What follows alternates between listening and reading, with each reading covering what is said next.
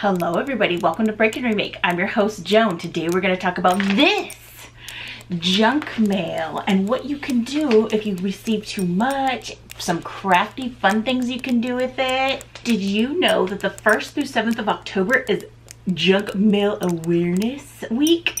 No matter where you are in your zero waste journey, there are some good ways to eliminate junk mail or use it up or craft with it. I didn't know that it was such a big problem for some people. There's some easy ways to eliminate junk mail from your mailbox. You can add yourself to a no junk mail list. Check your county. I'll put some links below if you're in LA, Long Beach area for you to add yourselves to those lists.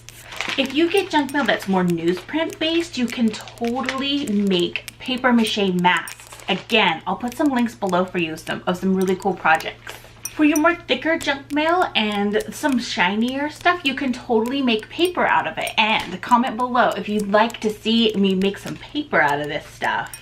How do you avoid junk mail? Let me know. I am pretty excited to start eliminating the junk mail from my own mailbox. If you want more zero waste tips and more fun eco-friendly DIYs, subscribe to the channel. Thank you so much for watching. We'll see you next time. Bye.